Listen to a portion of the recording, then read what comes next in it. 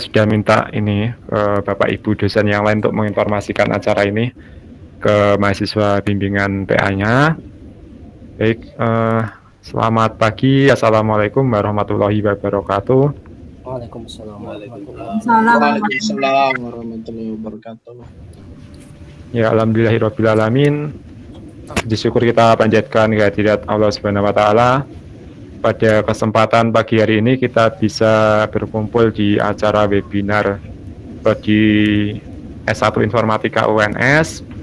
Untuk pagi hari ini kita akan ada bincang-bincang dengan alumni ya.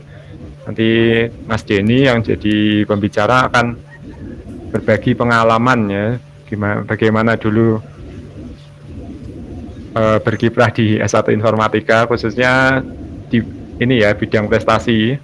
Mas Denny ini ada pengalaman mengikuti PKM ya. Kemudian mungkin teman-teman yang masih mahasiswa ya, terutama yang baru-baru 2019-2020 mungkin bisa bertanya ke Mas Denny, atau mungkin alumni yang lain. Di sini ada banyak teman-teman alumni yang mungkin bisa juga ikut nanti membagikan pengalamannya bagaimana menjalani kuliah di S1 Informatika UNS.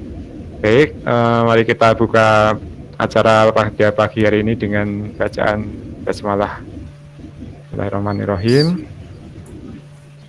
Untuk selanjutnya nanti saya persilakan kepada Pak Wiarto selaku Kaprodi S1 Informatika untuk memberikan sambutan.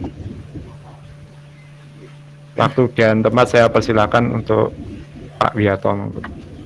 Terima kasih Mas Adi atas waktunya. Assalamualaikum warahmatullahi wabarakatuh. Waalaikumsalam. Selamat pagi, rekan-rekan alumni ya, sekarang alumni S1 Informatika dan adik-adik mahasiswa S1 Informatika. Pertama-tama marilah kita panjatkan puji syukur kehadirat Allah Ta'ala yang telah memberikan rahmat, hidayah, kesehatan kepada kita semua, sehingga pada pagi hari ini kita bisa berkumpul dalam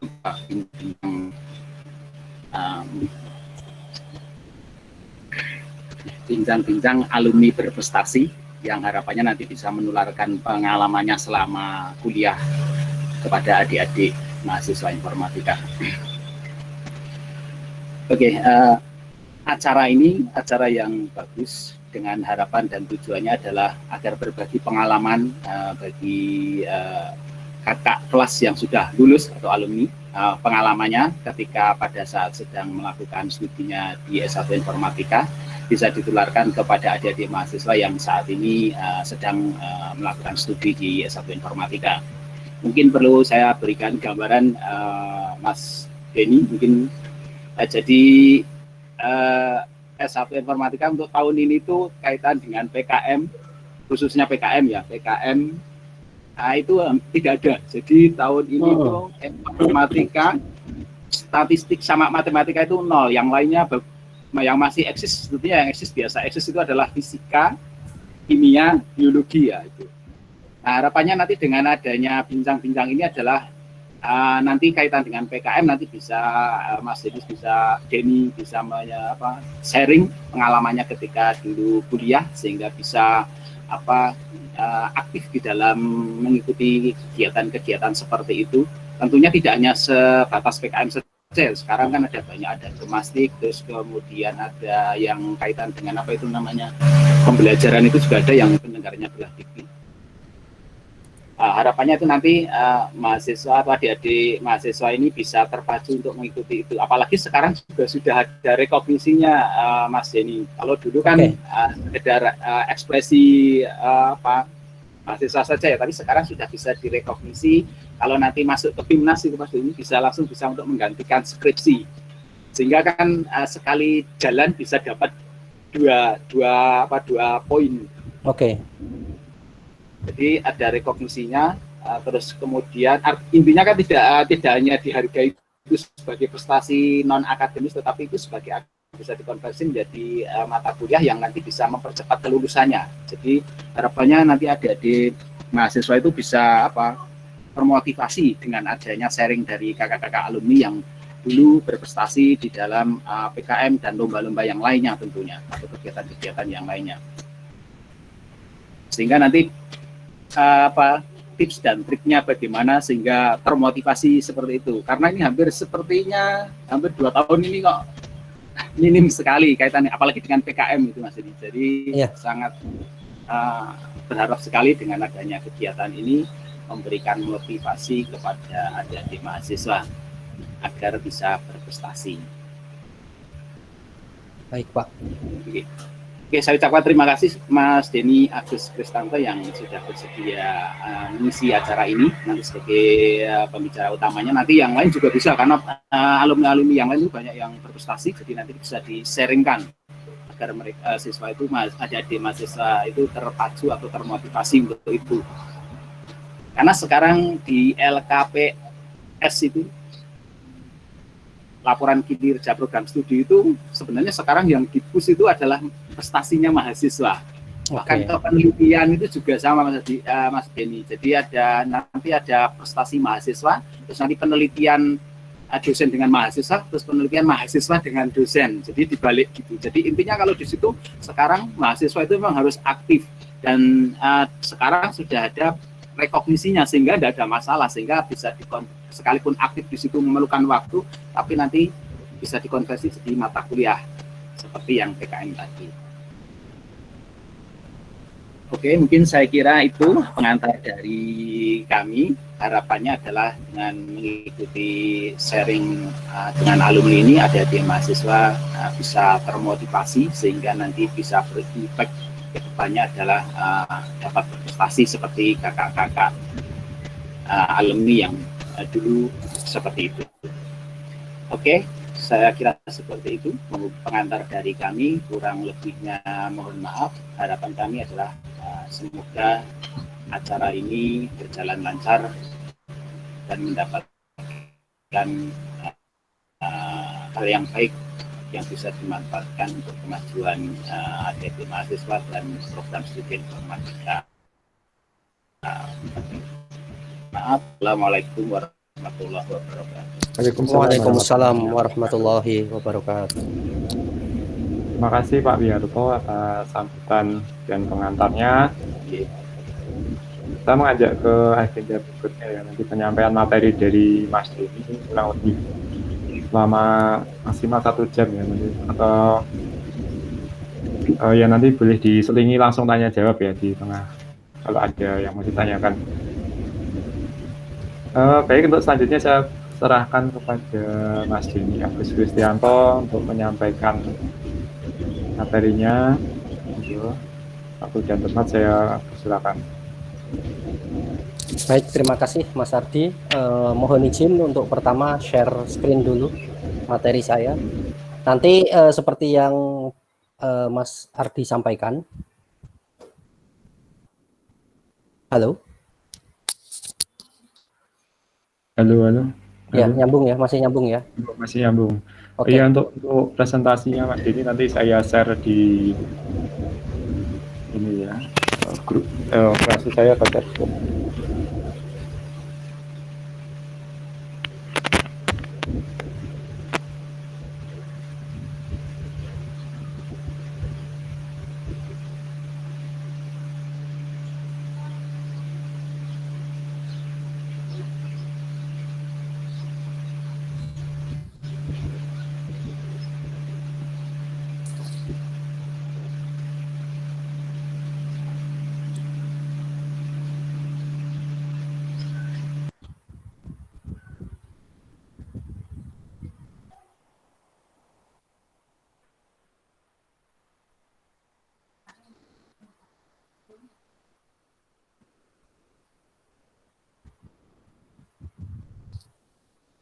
Halo? Iya, masih nyambung, Den. Sharing presentasinya udah bisa belum? Bisa. Ini, oh iya bisa. Ya, aku malah keluar ya. Iya, malah keluar ini malah ke Windows Explorer temu. Iya, sorry.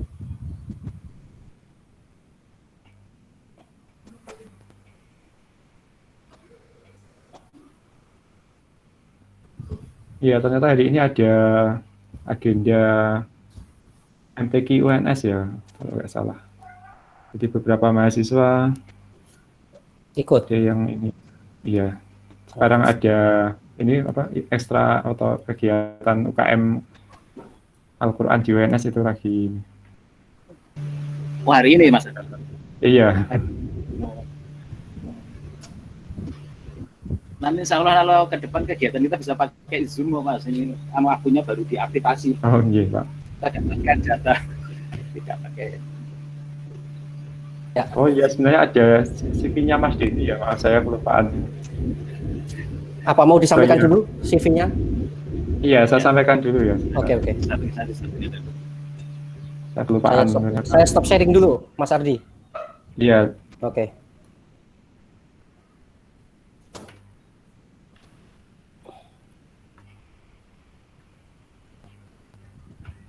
baik. Akan saya sampaikan terlebih dahulu ini CV dari pembicara kita, Mas Denny Agus Kristianto. Bentar.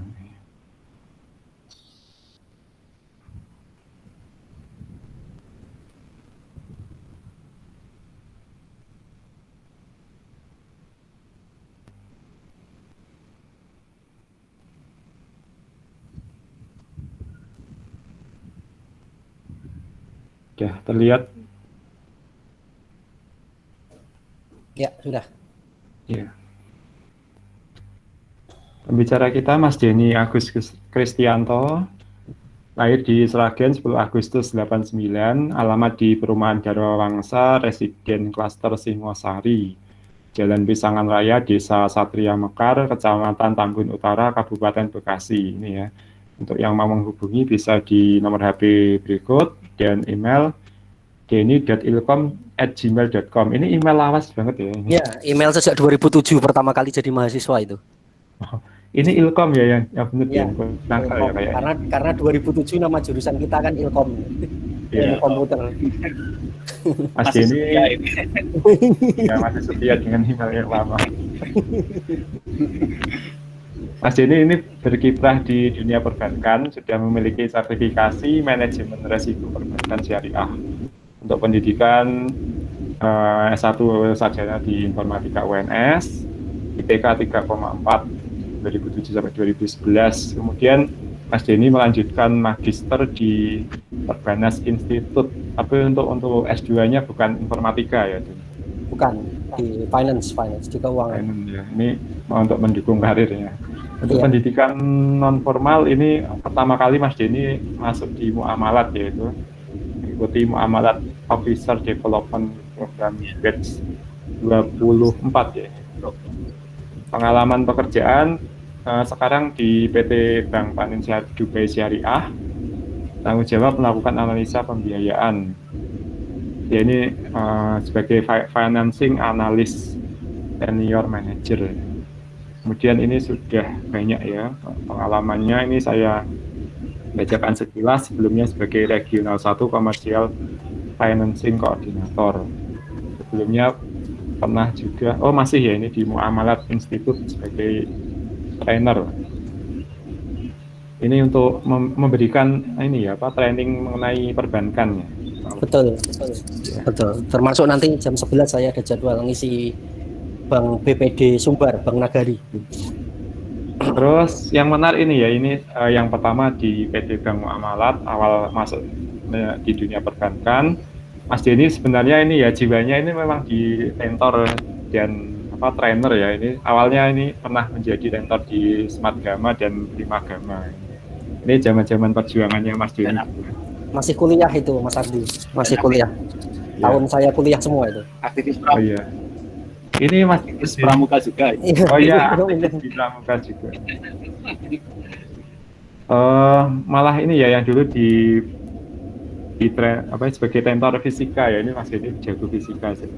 Fisika saya dapat D itu. Tapi dapat D. Karena dulu nilai-nilainya sulit ya. Sulit. Pengalaman pembicara ini banyak sekali ini yang mulai ini 2014 sampai sekarang 2020 lulus S1 kuliah atau kerja di ini yang 2020 ini menarik ini, Den, apa ya ini? Kuliah atau kerja di Prodi Sistem Informasi Mulama Parman. Ini maksudnya? Yang ngisi materinya Vina itu. Materi yang kemarin. Iya, Iya, ya. Vina. Materi kemarin ya. Iya, di Vina.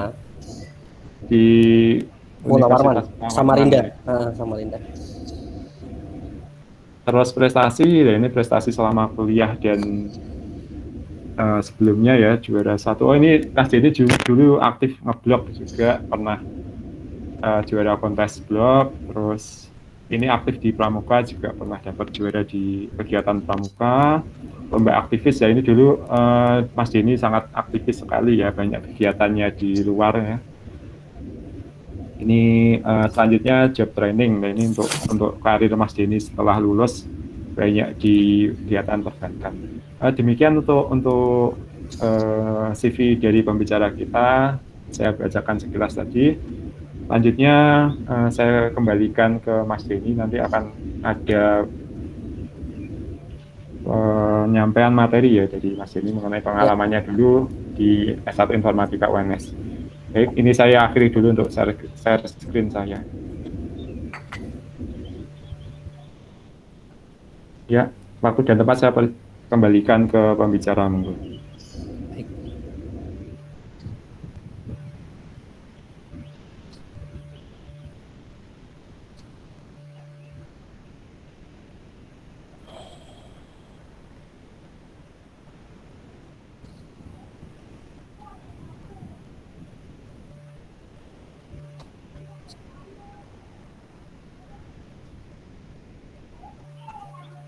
Sudah ya.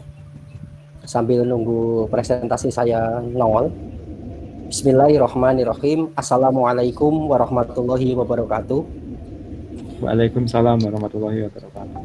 Selamat pagi, salam sejahtera untuk kita semua, kawan-kawan alumni Informatika Universitas 11 Maret, teman-teman mahasiswa yang saya banggakan pada kesempatan kali ini. Alhamdulillah saya diberi kepercayaan untuk menceritakan pengalaman saya semasa kuliah dulu dan relevansinya mungkin ya nanti saya kait-kaitkan relevansinya terhadap dunia pekerjaan atau karir pada saat ini dan yang dibutuhkan di industri saat ini. Jadi mungkin supaya lebih terkoneksi dan terkorelasi antara segi akademis dengan segi praktis ya, praktis dalam artian profesional atau industri butuhkan. Nah,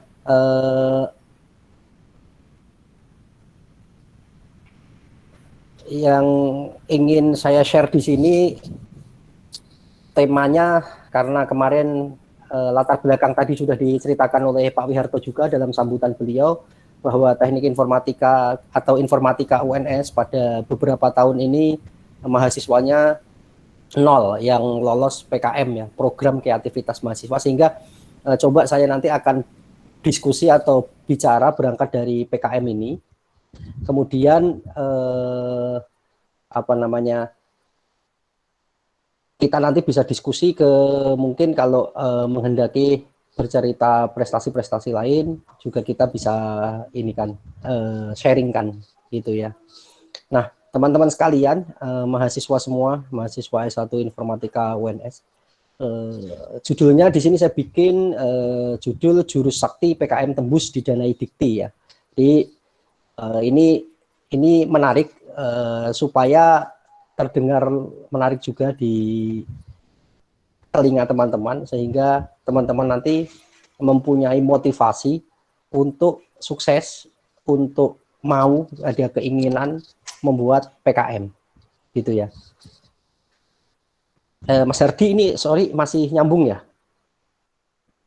Masih. Ya, soalnya tadi ada krusek-kruseknya sekarang enggak. Berarti krusek-kruseknya berasal dari Mas Ardi nih ya berarti ya kayaknya ya. Oke Mas Ardi, ini teman-teman Jurus Sakti PKM Tembus Didanai Dikti yang menyampaikan saya Denny Agus Kristianto.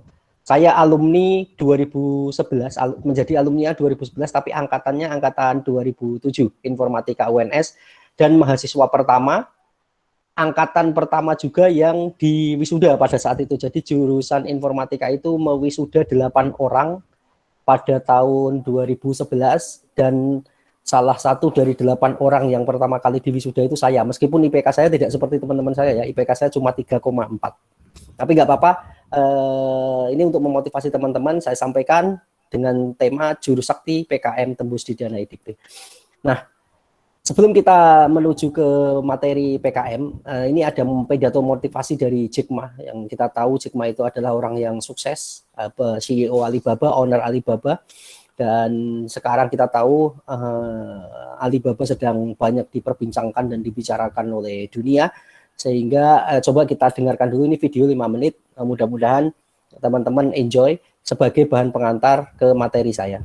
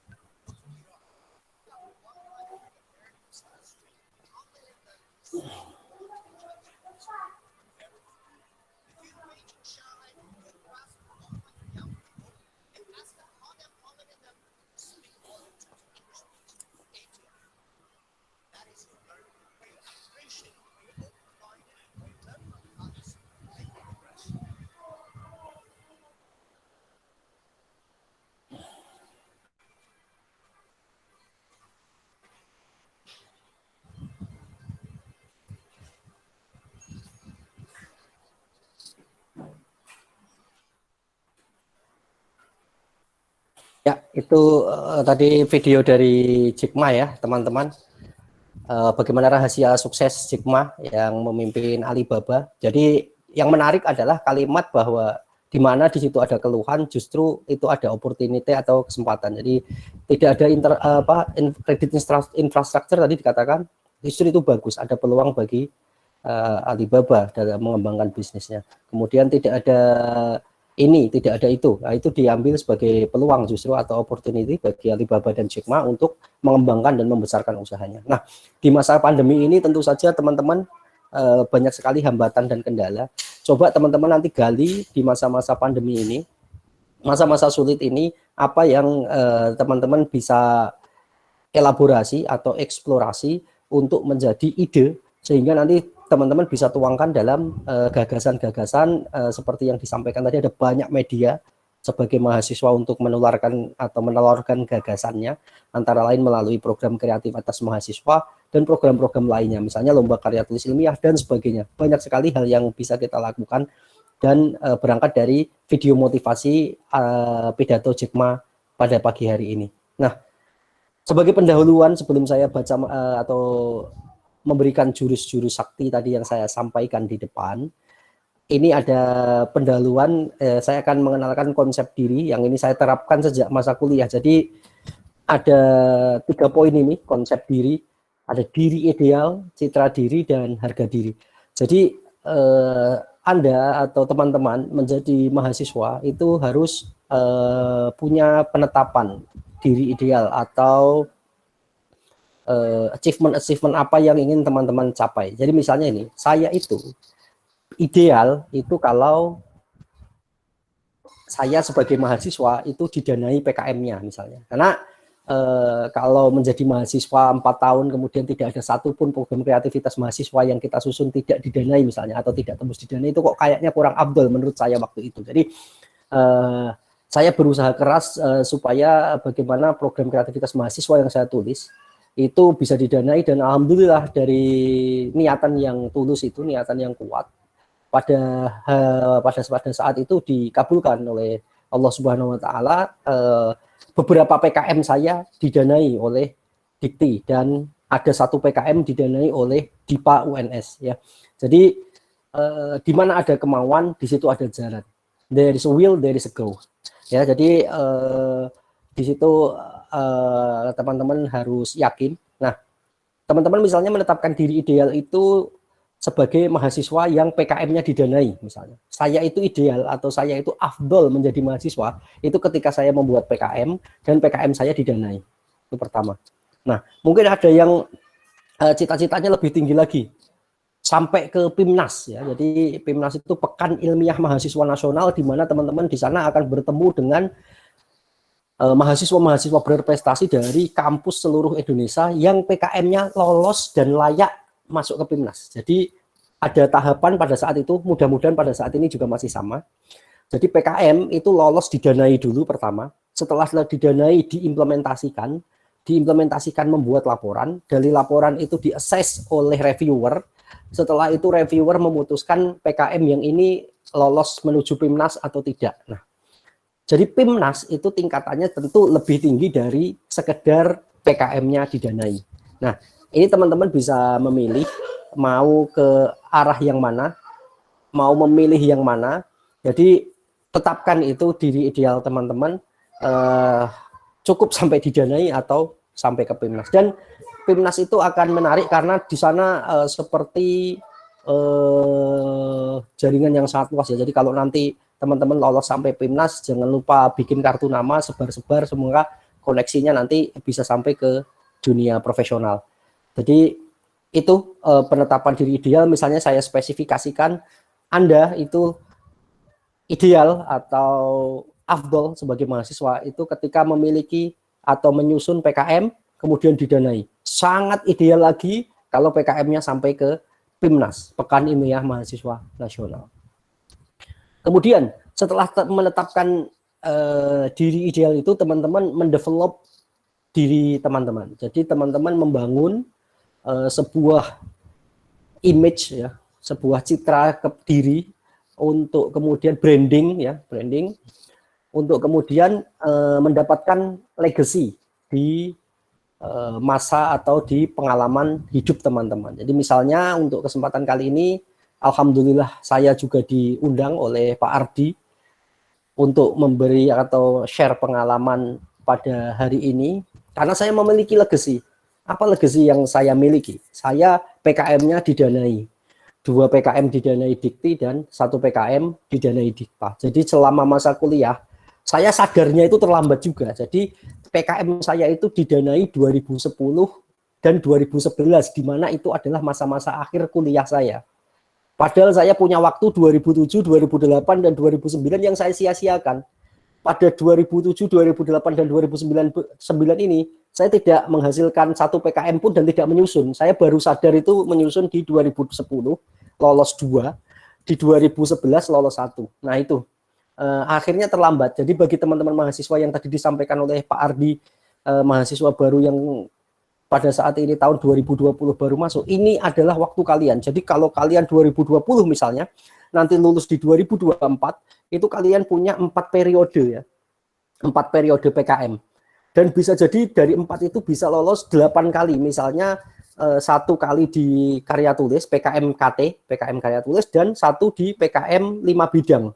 Jadi kan ada ini boleh 1, ini boleh 1 gitu. Jadi seperiode itu ada 2 kemungkinan, sehingga 8 kali itu insya Allah bisa achieve gitu. Coba ditarget begitu teman-teman. Nah, legacy itu harus dibangun dari teman-teman kuliah, karena nanti kurikulum vitae di dunia profesional maupun ketika teman-teman akan berwirausaha itu legacy ini dipentingkan. Jadi kalian pada saat kuliah itu apa saja yang kalian lakukan? Kuliah pulang, kupu-kupu, atau kuliah kantin, kuka-kuka ya, atau apa?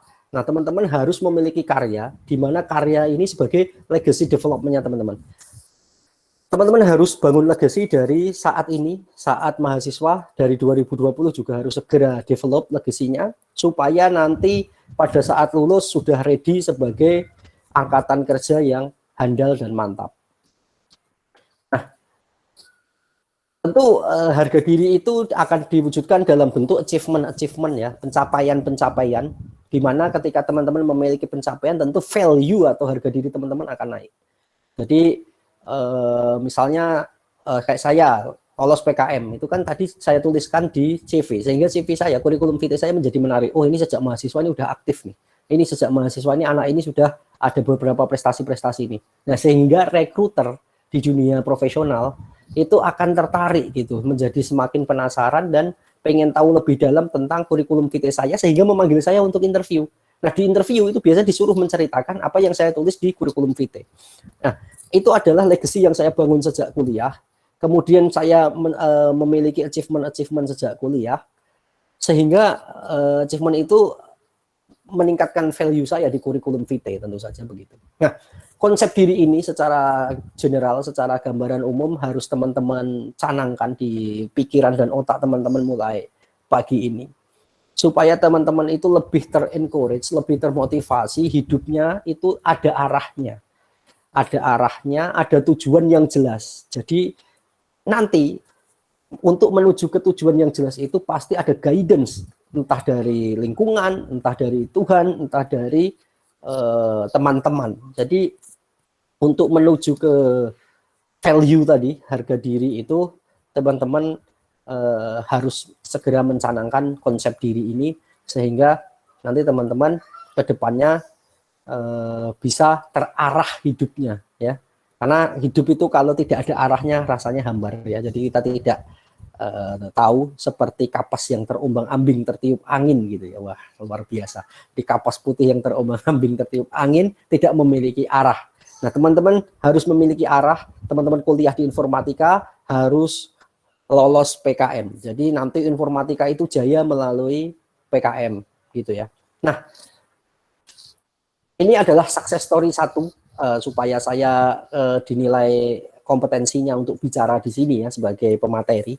Ini adalah history atau data empiris yang saya miliki bahwa ini adalah pengumuman PKM didanai Dikti. Saya itu ada lolos 3 kategori PKM ini, ada PKM gagasan tertulis, ada PKM pengabdian masyarakat atau PKMM, dan PKM penerapan teknologi atau disingkat PKMT. Nah, ini adalah pengumuman yang screen capture yang saya ambil dari pengumuman pada saat itu. Judul PKM gagasan tertulis saya adalah membidik peluang URIN ya. URIN, usaha rosok inovatif dengan memanfaatkan sistem informasi manajemen berbasis SMS Gateway di Desa Geneng. Nah, pada saat 2007 itu yang namanya SMS Gateway itu sudah lagi hits, tapi sebenarnya udah agak terlambat, tapi masih dipakai ya SMS Gateway di 2007. Mungkin kalau sekarang udah nggak relevan ya, tapi pada saat itu SMS Gateway itu lagi hits gitu, sehingga saya angkat di judul ini, dan gagasan tertulis ini didanai oleh Dikti sebesar 3 juta rupiah. Nah, kalau teman-teman pengen dagingnya ya, pengen daging itu dalam artian itu pengen uangnya gitu ya, 3 juta itu tadi, karena bagi mahasiswa kan 3 juta sesuatu ya. Jadi kalau pengen uangnya 3 juta itu, kalau perlu nulisnya di PKM kategori tertulis itu, PKM KT. Karena kalau PKM KT itu tidak harus implementasi, maksudnya tidak harus dilakukan, tidak harus direalisasikan, cukup karena dia luarannya itu hanya sebagai artikel ilmiah sama hanya gagasan saja. Sehingga saya pada saat didanai PKM GT 3 juta ini, benar-benar 3 juta masuk ke kantong saya dan tim.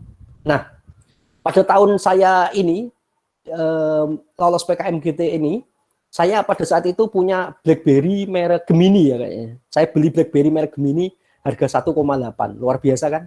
Mahasiswa sudah HP-nya Gemini. Nah, pada saat itu namanya mahasiswa beli HP Gemini pada tahun saya 2010 itu BlackBerry masih hits sekali, dan bisa beli BlackBerry Gemini itu luar biasa ya.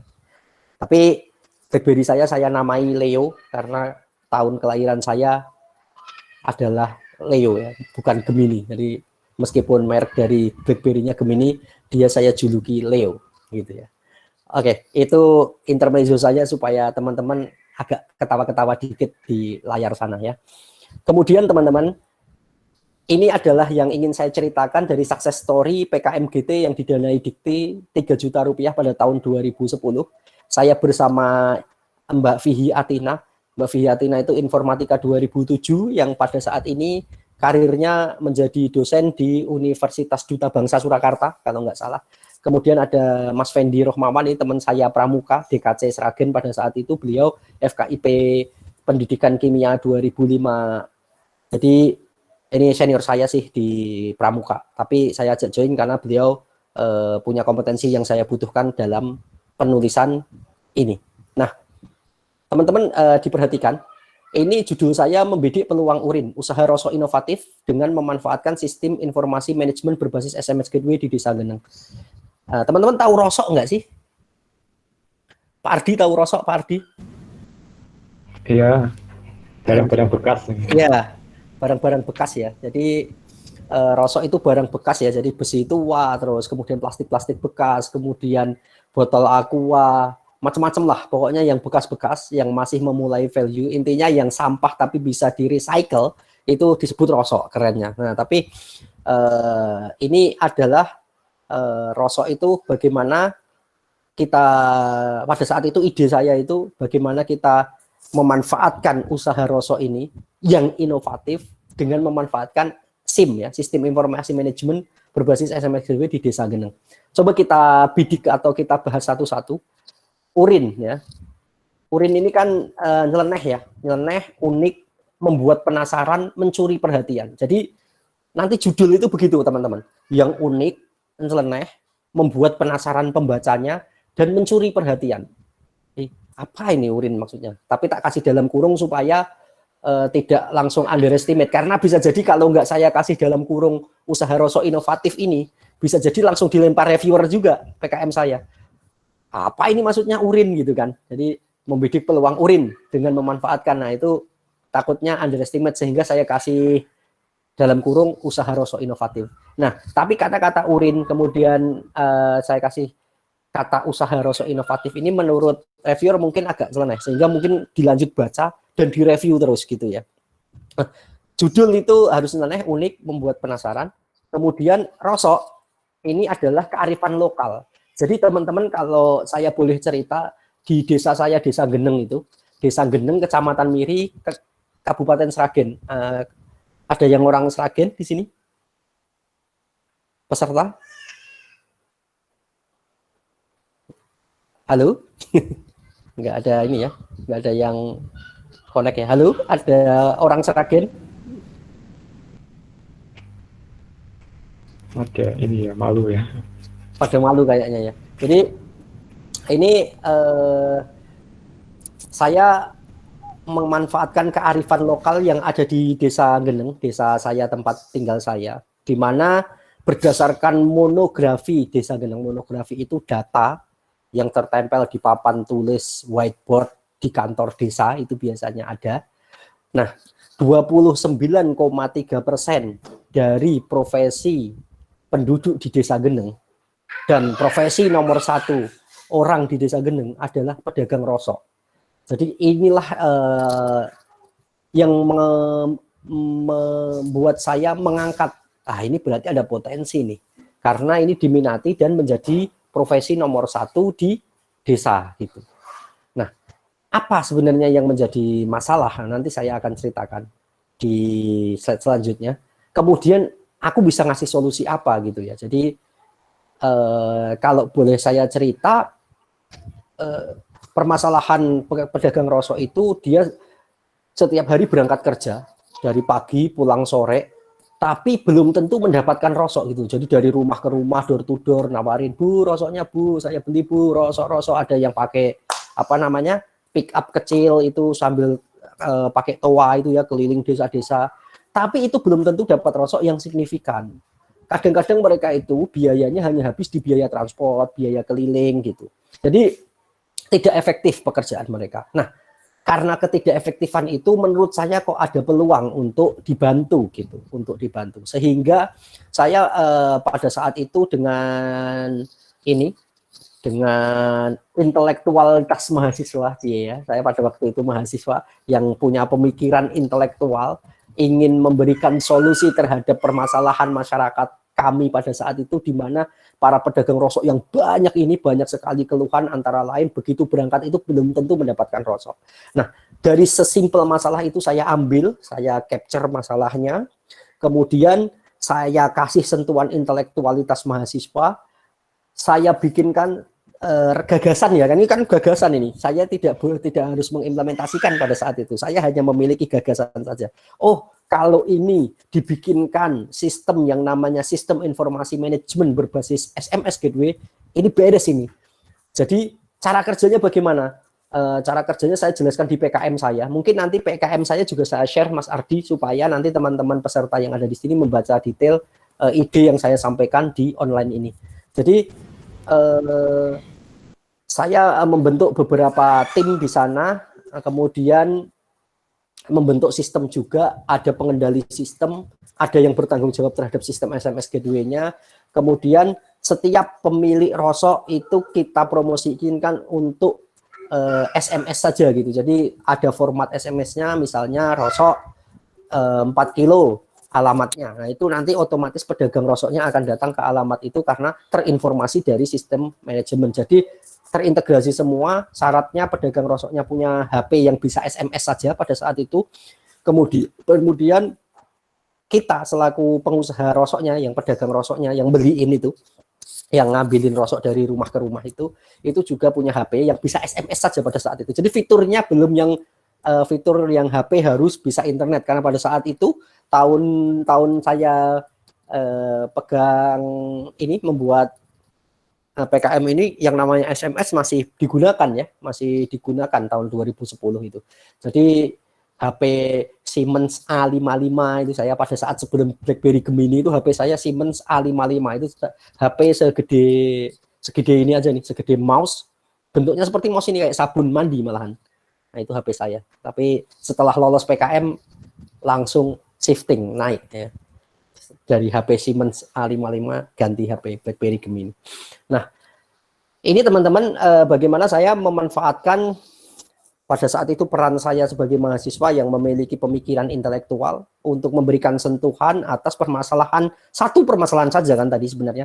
Pedagang rosok itu setiap berangkat pagi pulang sore belum tentu dapat rosok. Permasalahannya itu saja.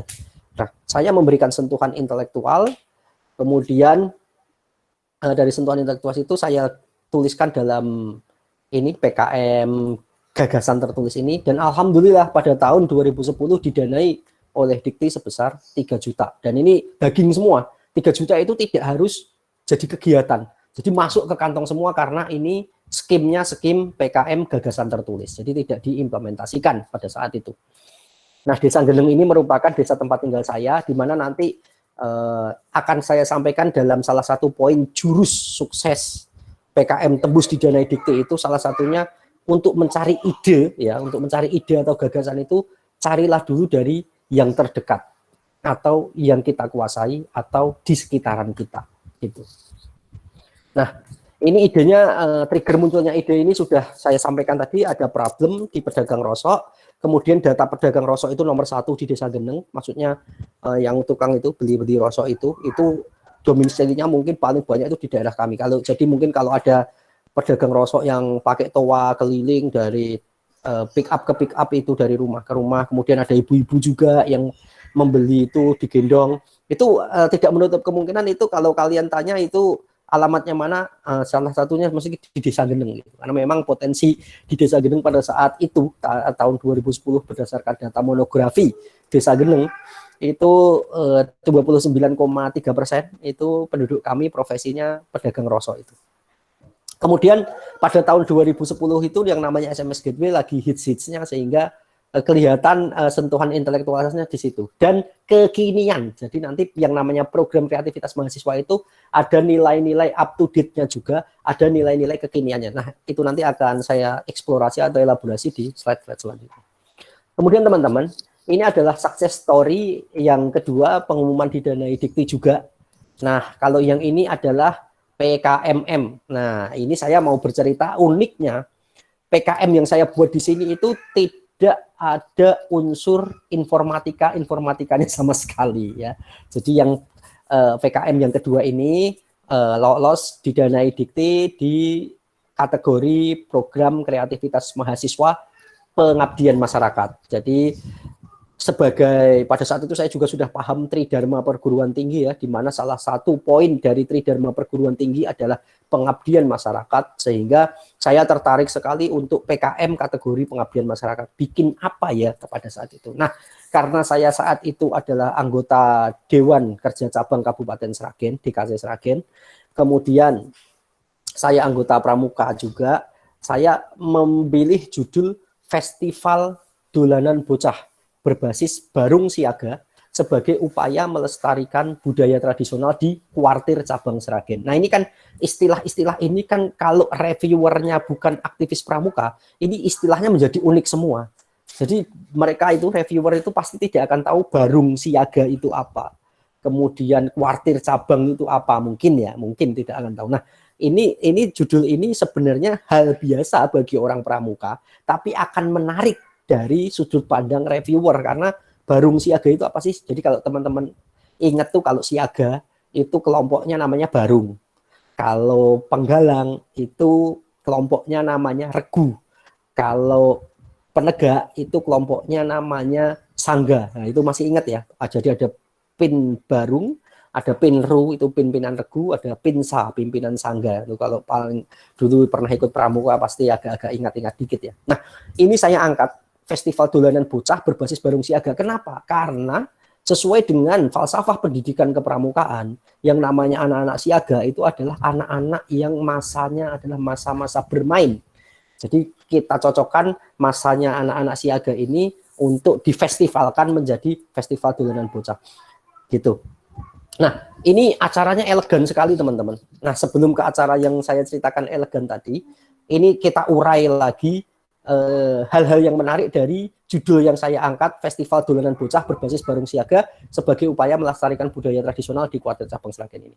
Festival Dolanan Bocahnya ini merupakan kearifan lokal. Jadi di Jawa itu banyak sekali dolanan bocah ya. Jadi misalnya kayak bente, egrang, terus tigan, ada gobak sodor, gundul-gundul pacul, coba-coba swung dan sebagainya. Itu kita angkat semua, nanti foto-fotonya ada. Kemudian yang namanya barung siaga ini adalah unik ya, membuat penasaran dan akan mencuri perhatian pasti. Barung siaga itu apa sih barung siaga? Nah, itu pasti menurut reviewer hal yang unik dan perlu mendapatkan perhatian sehingga mencuri perhatian reviewer gitu ya. Nah, trigger munculnya ide itu adalah problem akan punahnya dolanan bocah. Jadi pada saat itu 2010 itu lagi marak-maraknya PlayStation ya. PlayStation itu teman-teman kalau pada saat itu kayaknya masih PS2 apa malah PS1 gitu ya. 2010 itu. Belum ada PS3, PS4, PS5 sekarang ya. Jadi masih PS2 kayaknya di 2010 itu. Nah, itu banyak yang anak-anak tuh mainnya PS, HP sudah mulai main juga meskipun HP-nya belum bagus-bagus pada saat itu.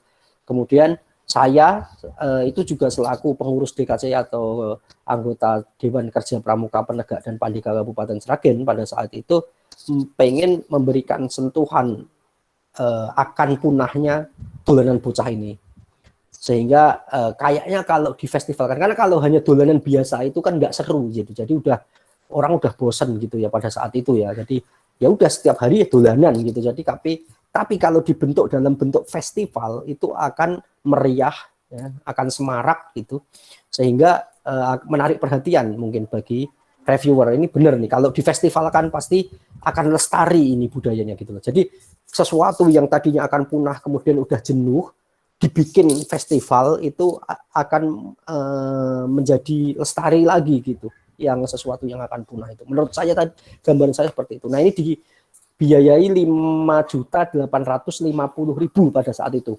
Angka persisnya 5.850.000 didanai Dikti.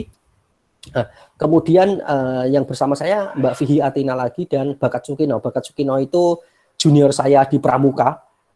Pada saat itu dia FKIP PJOK ya, Pendidikan Jasmani Olahraga dan Kesehatan, angkatan 2008. Nah, ini dokumentasi implementasi PKM saya di PKM Dikti ya teman-teman, karena kalau PKMM itu harus diimplementasikan. Jadi kalau PKM 5 bidang itu setelah didanai itu proposalnya harus dilaksanakan. Jadi proposal saya PKMM ini pengabdian masyarakat ini kan pengen menyelenggarakan festival dolanan bocah, ceritanya begitu. Nah, festival dolanan bocahnya itu harus dilaksanakan. Nah, waktu itu elegan sekali acara yang saya laksanakan karena acaranya ini dilaksanakan di pendopo rumah dinas Bupati Sragen. Wah, keren sekali kan. Jadi pada saat itu sebagai mahasiswa di Solo gitu ya, anak DKC Sragen bisa menyelenggarakan kegiatan di rumah dinas atau pendopo Bupati Kabupaten Sragen itu menurut saya luar biasa pada saat itu ya. Jadi ini ada macanan, mungkin kalau teman-teman pernah ingat ini ya, coba dilihat yang ini.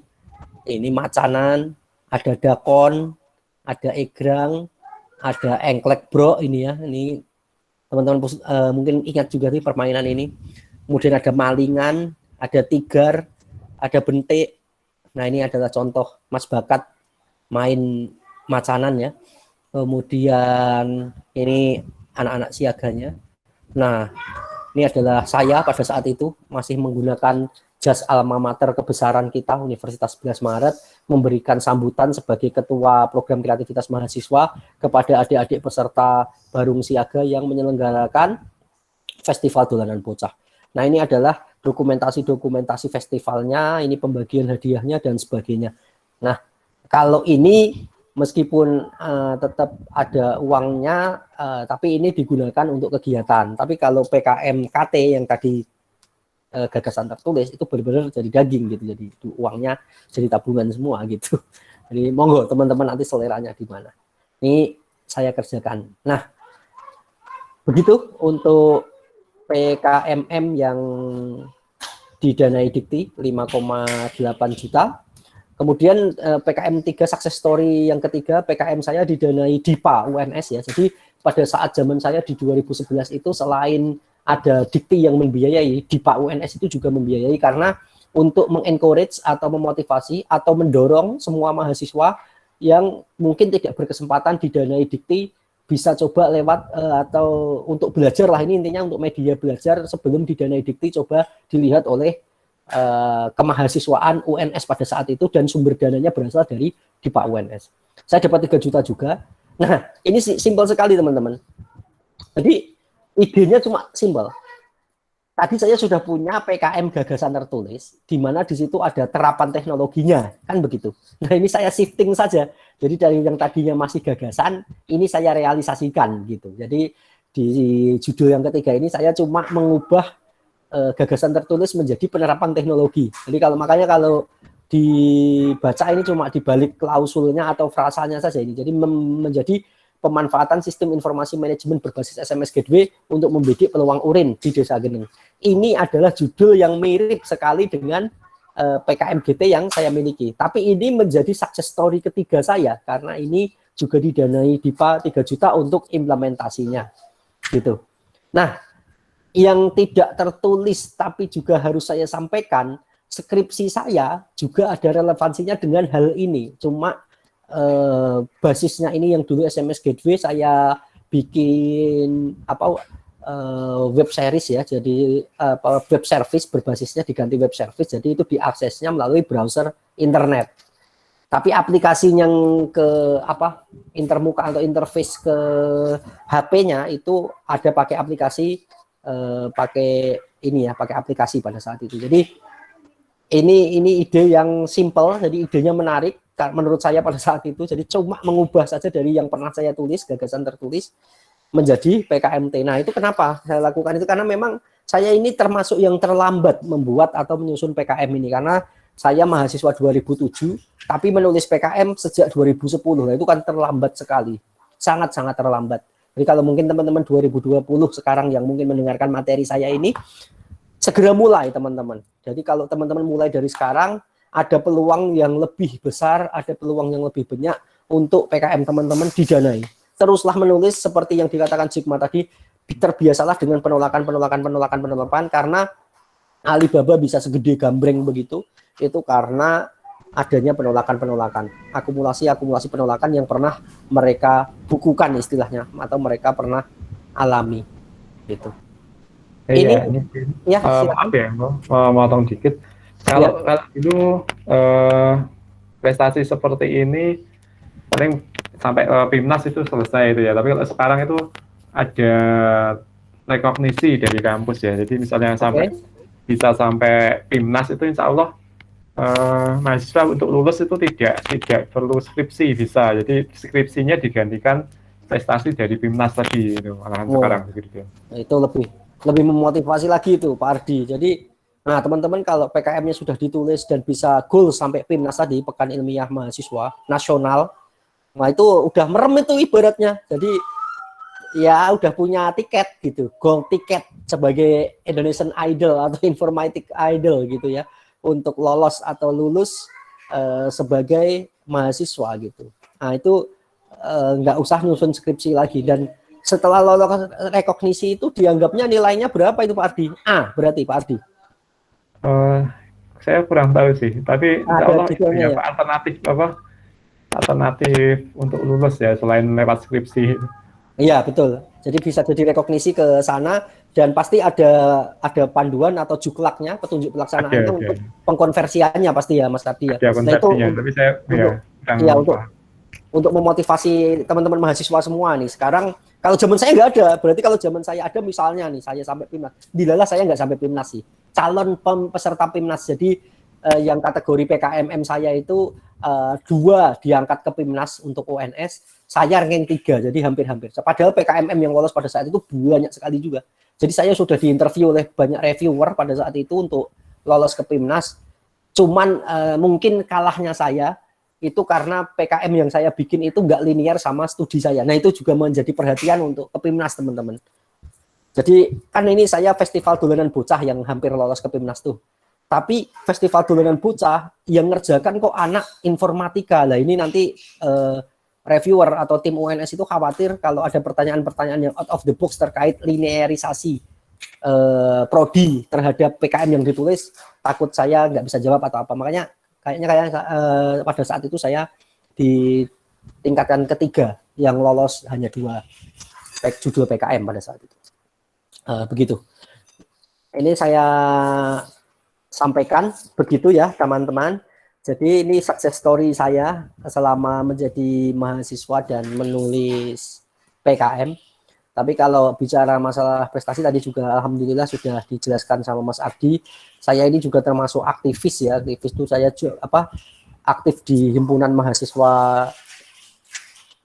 informatika yang disingkat Himaster. Jadi Himaster itu nggak nyambung karena dulu itu himpunan mahasiswa ilmu komputer dulu itu pada saat itu dibikin. Jadi makanya namanya Himaster pada saat itu ya. Terus nggak diganti karena pada saat itu namanya himpunan mahasiswa teknik informatika. Masih nyambung lagi karena ada teknik informatika. Jadi Himasternya masih nyambung. Tapi sekarang kan informatika saja. Nah, makanya tapi himpunannya nggak tahu masih Himaster bukan ya Mas Ardi ya? Masih. Nah, harusnya kalau di yang lain kan Himamia, Himatika, Himafis, Himabio. Dan kalau kita bisa Himainfo harusnya ya. Tapi kalau ngubah itu mungkin ribet ya karena itu dulu itu ada anggaran dasar, anggaran rumah tangga yang kita susun itu kayak akta pendirian kalau di sebuah perusahaan. Ya, tapi kalau teman-teman mau ubah ya bisa-bisa saja tinggal di adendum aja itu anggaran dasar, anggaran rumah tangga. Cuman kalau memang mau menghargai jasa-jasa para pahlawan ya tetap namanya Himaster begitu ya Mas Ardi ya. Salah satunya Mas Ardi itu pahlawan itu. Ketua Umum Himaster. Ini ya mau dikasih nama Baskom itu saya masih. Baskom. Barisan ya. mahasiswa ilmu komputer kalau nggak salah. Iya. Barisan mahasiswa komputer betul. Jadi Baskom.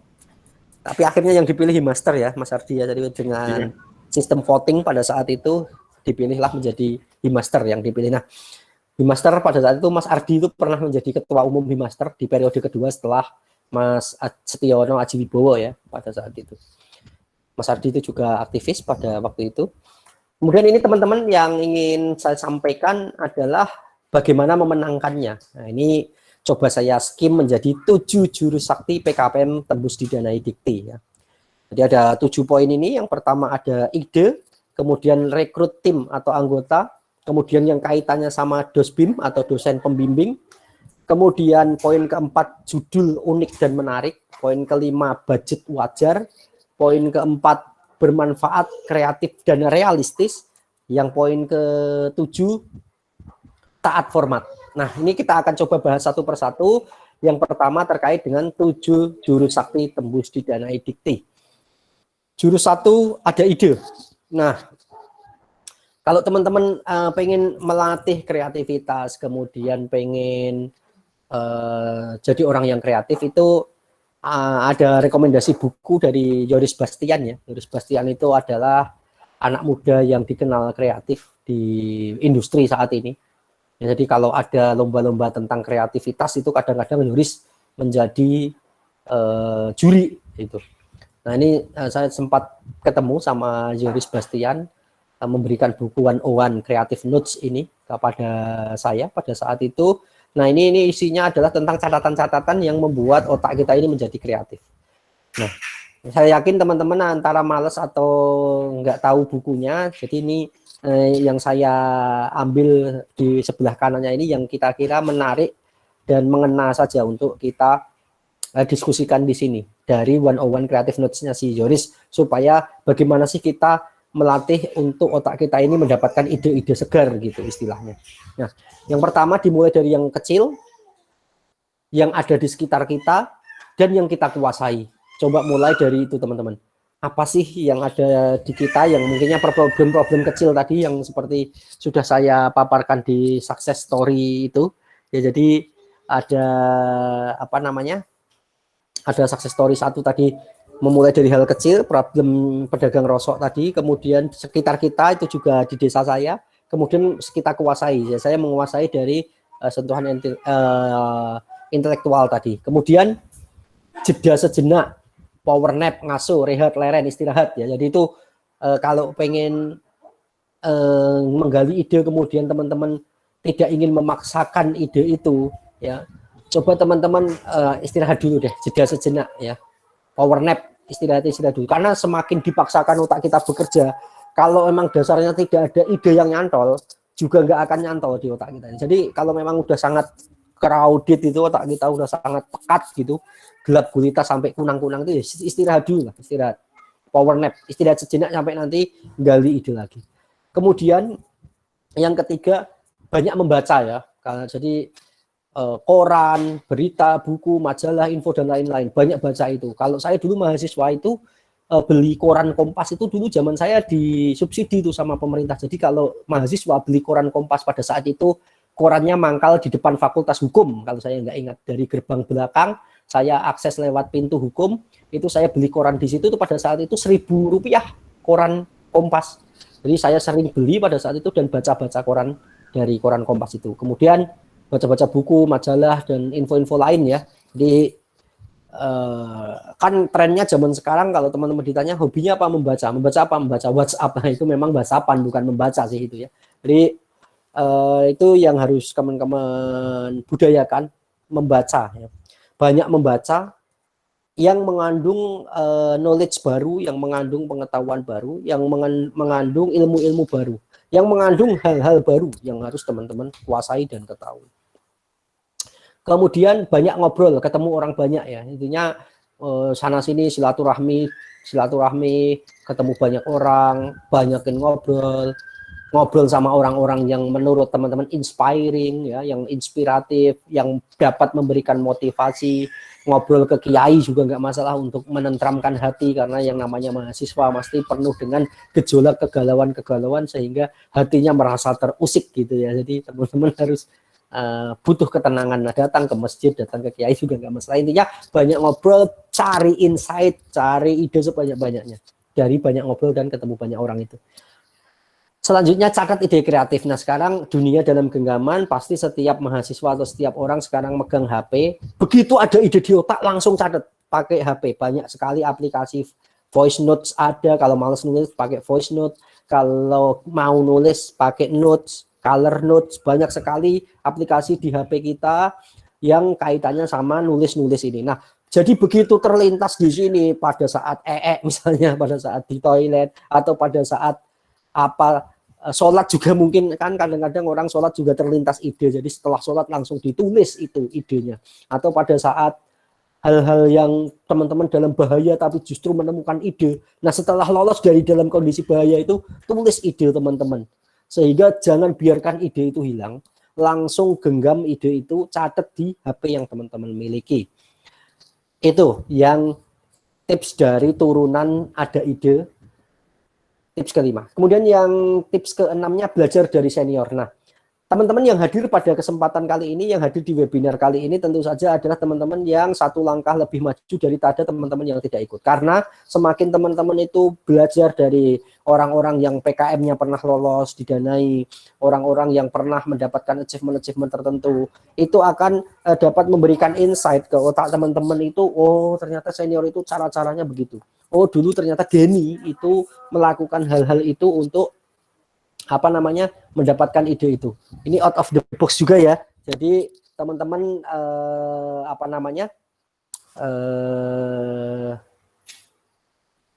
belajar, ikuti banyak seminar, ikuti banyak webinar seperti ini, apalagi webinar yang free ya. Meskipun free tapi pasti ada kuota yang harus dibayar ya. Jadi katanya memang no lunch free ya, tidak ada makan siang yang gratis. Jadi teman-teman tetap harus punya upaya.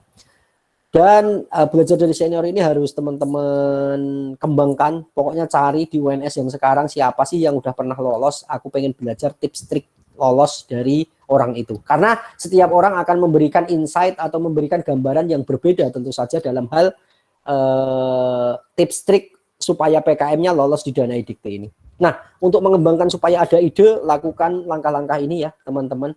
Kemudian yang selanjutnya adalah rekrut anggota tim PKM. Nah, bagaimana cara merekrut ini adalah berdasarkan kebutuhan penyusunan dan pelaksanaan proposal. Jadi dalam menyusun proposal itu nanti ada butuh orang yang harus fotokopi, orang yang pergi cari data, orang yang nyusun proposal kalimatnya baik, rata kanan, rata kiri, ikuti format. Nah, itu kan format semuanya diatur dalam buku panduan PKM.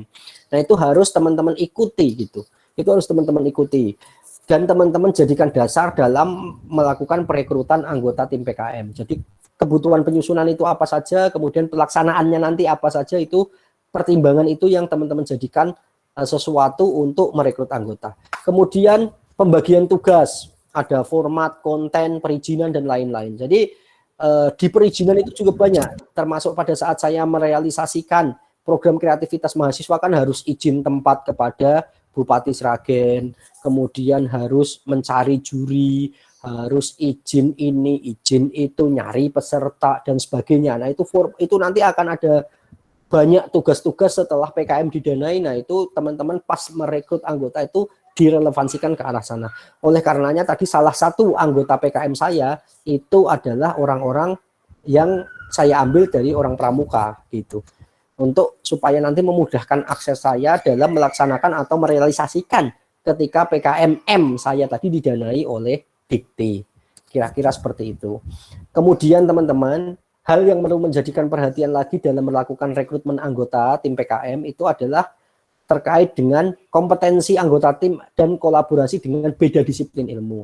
Jadi reviewer itu akan lebih suka kalau dari judul satu ketua itu misalnya itu beda anggota, jadi ada orang FKIP-nya kayak saya. Jadi tidak melulu orang informatika semua, apalagi seangkatan. Nah, itu determinasinya menurut reviewer itu kurang meluas. Tapi kalau kita rekrut anggota itu misalnya meskipun tadi saya sama Mbak Fihi itu sama-sama informatika 2007, tapi di orang ketiga saya pasti melibatkan fakultas lain. Jadi yang saya ambil biasanya kemarin berdasarkan histori saya itu ada orang dari Fakultas Keguruan dan Ilmu Pendidikan ya, ada FKIP, Mas Bakat itu di PJOK dan Mas Fendi itu di Pendidikan Kimia gitu. Nah, kalau PJOK sekarang jadi fakultas sendiri, Din. Oh, udah jadi fakultas sendiri ya pada saat kita atau pada saat PKM ini dibuat itu baru jurusan itu namanya pada saat itu, Mas Ardi. Iya, berarti sudah. Iya, UNS sudah gede sekali sekarang ya. Oke. Nah, gitu teman-teman. Jadi usahakan ada salah satu dari temannya di tim anggota itu justru beda disiplin ilmu supaya membantu untuk realisasinya nanti. Kemudian yang keempat atau yang terakhir terkait dengan rekrut anggota ini adalah teamwork untuk mencapai visi bersama. Ingat kalian bertiga itu atau nanti bisa dilaksanakan, nggak tahu sekarang bisa dilaksanakan oleh 5 orang atau enggak. Tapi pada saat itu 3 sampai 5 ya kayaknya. Saya memilih 3 orang. Nah, dari bertiga itu harus mempunyai visi yang sama. Ini PKM harus didanai. Ini PKM harus tembus, harus lolos didanai Dikti. Itulah visi besar yang harus senantiasa diusung ke arah sana. Kemudian ada lagi yang mungkin visi paling besarnya ini PKM setelah didanai realisasi buat laporan harus sampai ke PIMNAS. Nah, kalau sudah bisa sampai ke PIMNAS, teman-teman statusnya masih mahasiswa 2020 kemudian bisa join ke PIMNAS, dapat program rekognisi tadi, udah ada tiket. Jadi sekarang tinggal fokus, nggak usah mikirin ibaratnya, tinggal fokus ke bagaimana mendapatkan nilai A di semua mata kuliah sehingga benar-benar lulus itu cum laude ya, summa cum laude misalnya.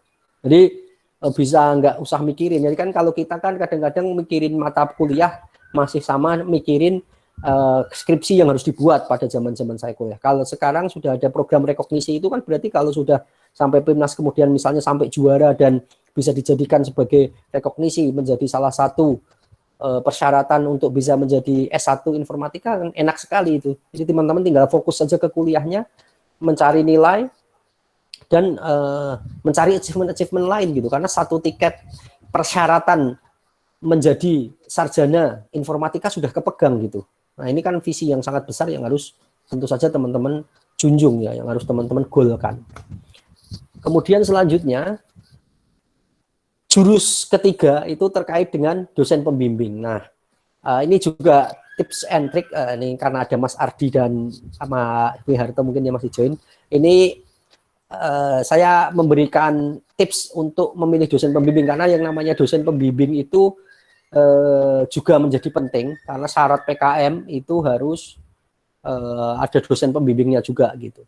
Nah, yang pertama itu yang hijau, mudah ditemui, mudah berkomunikasi dan mudah berkonsultasi. mudah ditemui, mudah berkomunikasi dan mudah berkonsultasi itu apa implementasinya. Jadi Bapak dosen yang waktu-waktunya fleksibel. Jadi begitu kita SMS, Pak mohon izin mau ketemu untuk konsultasi. Oh iya, langsung aja ke lantai 4 ya. Lantai 4 itu lantai kita. Sekarang masih di lantai 4 enggak ya, Pak Ardi? Masih ya? Masih Joy. Iya, masih di Kayangan dan masih disebut Kayangan. Saya kurang tahu ini. Oh, kurang tahu ya. Jadi ada sebutan lain. ruang-ruang kuliah di lantai 4 itu kita sebut Kayangan pada waktu itu dan paling dekat dengan Allah ya. Karena di lantai 4 asumsi Tuhan di atas itu informatika itu paling dekat dengan Tuhan. Jadi hati-hati di sana kalau ada orang-orang yang misalnya berdoa di sana insya Allah mustajab ya. Jadi lantai 4 itu termasuk tempat yang mustajab untuk berdoa. Banyak-banyak berdoa di sana teman-teman. Karena dekat dengan Tuhan. Kayangan. Nah, mudah ditemui yang pertama itu. Yang pertama itu mudah ditemui. Mudah ditemui itu akan menjadi nilai positif bagi kita karena kadang-kadang itu kan PKM itu ada timeline-nya ya, ada timeline, ada jadwal tanggal ini harus mengumpulkan, tanggal ini harus dibuat laporan, tanggal ini harus apa. Nah, itu ada timeline-nya tuh di buku panduannya. Nah, kalau dosen kita susah ditemui, kita bisa jadi korban gitu loh, harus timeline-nya harus ketat, tapi dosennya susah diakses gitu yang pertama. Kemudian mudah berkomunikasi. Nah, dosen ini yang kita pilih ini yang mudah berkomunikasi dalam artian tidak membatasi komunikasi yang harus tatap muka langsung. Bisa via email misalkan komunikasi dan konsultasinya. Bisa via SMS atau WA misalkan, atau send kirim-kiriman filenya juga bisa WA atau bisa email gitu. Nah, ini tips yang ini juga. Dan apresiasi sekali pada saat itu tahun 2010 dan 2011 Pak Wiharto belum sesibuk ini mungkin ya, karena beliau sekarang kan ketua prodi. Kalau dulu belum ketua prodi, tapi Pak Wiharto sangat empat-empatnya ini masuk semualah bagi saya, sehingga alhamdulillah sangat mendukung saya dan 3 PKM saya didanai. Jadi Pak Wiharto itu termasuk orang yang mudah diketemui, kemudian saya ketemu beliau di mana saja komunikasinya mudah dan konsultasi di mana saja, bahkan saya pernah ketemu beliau di parkiran, beliau berkenan juga untuk saya konsultasi ini. Saya pernah ketemu beliau di Masjid Nurul Huda misalnya ngobrol juga, beliau berkenan juga saya ngobrol gitu. Jadi enak dosennya yang seperti itu.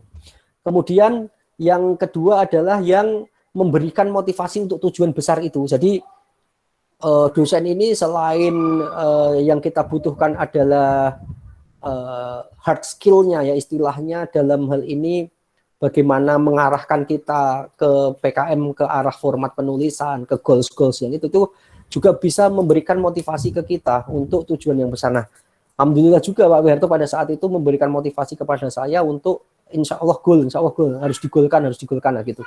Jadi selalu mendorong saya, selalu memberikan motivasi kepada saya supaya PKM saya ini goal didanai Dikti, dan alhamdulillah terrealisasi juga. Kemudian yang selanjutnya qualified sesuai panduan PKM Dikti. Jadi dosen pembimbing itu juga harus qualified. Qualified itu dalam artian kayaknya yang bisa menjadi dosen pembimbing itu dosen yang sudah memiliki nomor induk pegawai kayaknya, NIP ya. Itu yang harus salah satu kualifikasi yang harus dimiliki oleh dosen pembimbing. Nah, itu teman-teman juga harus hati-hati di sana. Kalau di universitas negeri sih ini nggak menjadi problem karena kebanyakan dosen di universitas negeri itu pasti qualified untuk membimbing PKM. Tapi problemnya ini adalah kalau teman-teman yang di kampus swasta, ini menjadi problem karena banyak kampus swasta itu yang dosen-dosennya dosen-dosen yang bukan dosen situ misalnya, nggak memiliki NIP karena dosen swasta dan sebagainya. Nah, tapi kalau UNS ini ada sudah diberikan kemudahan tentu saja teman-teman, karena insya Allah dosen-dosennya qualified semua sesuai dengan panduan PKM Dikti. Kemudian yang terakhir itu berkenan membimbing PKM ya. Jadi kalau membimbing akademik dan membimbing skripsi kan sudah menjadi kewajiban. Kalau PKM ini nggak tahu hukumnya bagi dosen itu wajib atau tidak. Tapi kayaknya sih pada saat saya itu sunnah saja gitu. Jadi bimbing ya oke, nggak bimbing ya nggak apa-apa gitu. Nah, ini makanya atas dasar itu butuh dosen yang benar-benar berkenan membimbing PKM. Itu teman-teman yang harus teman-teman perhatikan di jurus ketiga terkait dengan dosen pembimbing ini. Kemudian yang keempat, jurus keempat, judul unik dan menarik. Kenapa dari seluruh konten PKM yang saya ambil adalah judul? Karena judul itu adalah sesuatu yang dilihat pertama oleh reviewer. Jadi sesuatu yang dilihat pertama kali oleh reviewer ya, yang diplototin, yang mencuri perhatian, kemudian yang menarik ya, yang membuat penasaran, itu adalah judul-judul yang tentu saja akan lolos didanai. Jadi lihat judulnya saja, kalau sudah tidak menarik, misalnya judulnya plain ya, maksudnya dalam artian itu hambar gitu ya, pasti dari judulnya saja sudah nggak menarik gitu. Tapi kalau dari judulnya sudah menarik, intinya dari 3 ini ya, sudah membuat penasaran reviewernya, mencuri perhatian reviewernya, kemudian kok terlihat unik, epic, menarik ya, kemudian temanya kekinian, up to date banget ya, itu insya Allah akan reviewer itu akan lanjut baca, membuka halaman demi halaman selanjutnya gitu.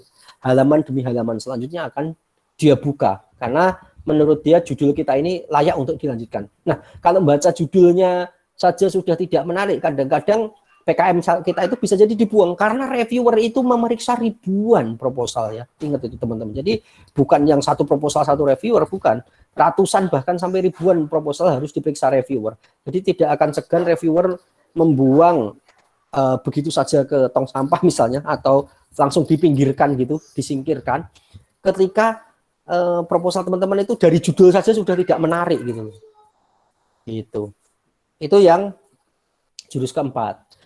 Nah, jurus kelima itu budget harus realistis. Ya, ini adalah judul budget yang saya tulis di PKM. Ini apa ya ini? Nah, ini adalah judul yang saya tulis di PKMT saya ya. Di PKMT ya, di PKM penerapan teknologi saya ya. Jadi ada pengetikan proposal, fotokopi proposal, pengetikan laporan, fotokopi laporan. Nah, ini saya beli server PC-nya, prosesor, RAM, hard disk, monitor dan sebagainya. Ini dibuat serealistis mungkin. Ya, dibuat serealistis mungkin supaya reviewer juga membacanya enak nih. Jadi jangan juga misalnya pengetikan proposal 1.200.000, proposal setebel apa yang akan kalian ketik gitu loh. Jadi kan reviewer itu kan juga memiliki intelektualitas dalam hal budgeting gitu misalnya. Jadi kalau budget ini tidak wajar karena teman-teman ingin mendapatkan dana yang banyak, karena kan dananya kan up to 10 juta pada saat saya itu bisa didanai sampai dengan 10 juta pada saat saya. Nah, terus 10 juta di pengetikan proposal kalian bikin 1,2. Nah, itu kan tidak wajar atau tidak realistis. Nah, yang seperti itu harus teman-teman hindari. Bikin budget sewajar mungkin. Kemudian ini adalah budget juga yang saya realisasikan pada saat itu untuk PKMM saya ya. Nanti saya share deh ini supaya teman-teman tahu histori PKMM, PKMT, dan PKMGT saya. Jurus ke-6, bermanfaat, kreatif, dan realistis. Jadi istilahnya ya, realistis itu dapat diaplikasikan gitu loh. Jadi ide yang ada di otak teman-teman kemudian teman-teman tulis itu ya bisa dilaksanakan gitu loh. Tidak yang ngambang, tidak yang abstrak, tidak yang ngoyo-woro gitu ya, istilah bahasa Jawanya itu. Ngoyo-woro itu sesuatu yang kelihatannya bagus, unik, besar, gede, tapi ternyata tidak implementatif. Nah, itu nggak bagus. Jadi kalau judul atau jurus yang ke-6 ini bermanfaat, kreatif, dan realistis. Ciri-cirinya untuk hal yang ini bermanfaat, kreatif, dan realistis ini, cirinya ini saya sebutkan ini. Mengandung unsur intelektualitas mahasiswa atau mengubah limbah menjadi bernilai. Jadi judul misalnya pemanfaatan kulit jengkol untuk make up make up alis misalnya. Nah, itu kan memanfaatkan kulit jengkol yang tadi dibuang-buang menjadi make up alis ya, biar alisnya cetar membahana gitu ya. Dibuatnya dari tinta kulit jengkol. Kemudian poin yang lain, melestarikan kearifan lokal. Nah, kearifan lokal di tempat teman-teman itu masih ada apa? Misalnya yang di kampung banget masih ada sedekah desa itu ya pada saat itu ya. Misalnya sedekah desa kan selama ini dilaksanakan reguler-reguler. Misalnya teman-teman bikin festival dekah desa gitu. Nah, kayak saya kan festival dolanan bocah. Nah, sekarang misalnya festival dekah desa sebagai upaya melestarikan budaya Jawa misalnya. Itu hal-hal yang seperti itu kearifan lokal. Jadi misalnya di teman-teman ada kearifan lokal lain, misalnya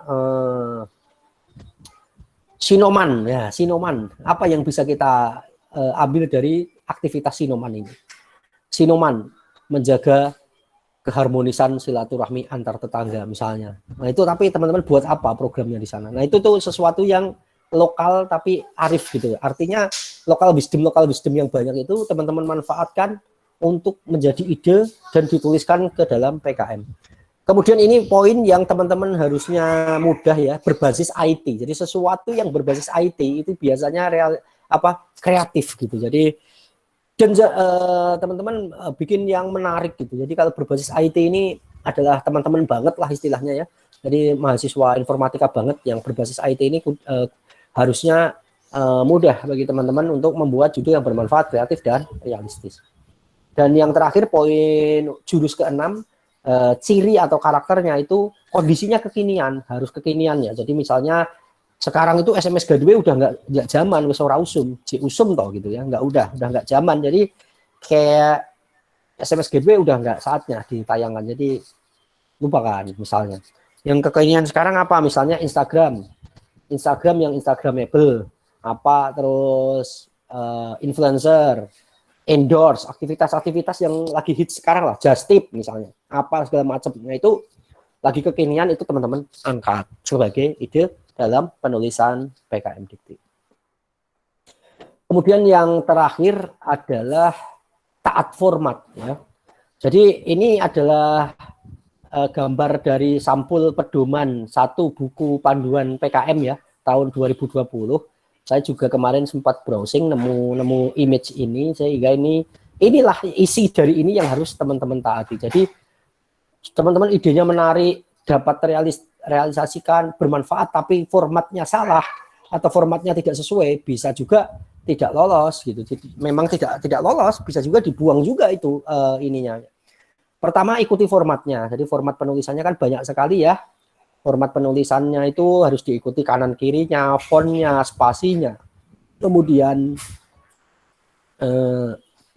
struktur anatominya itu harus diikuti semua. Kemudian teliti kembali sebelum disubmit. Jadi pada sistem format ini teliti lagi format-formatnya, kira-kira mana yang masih perlu perbaikan, mana yang tidak, itu diteliti kembali. Kemudian setelah oke atau well done, siap disubmit, submit.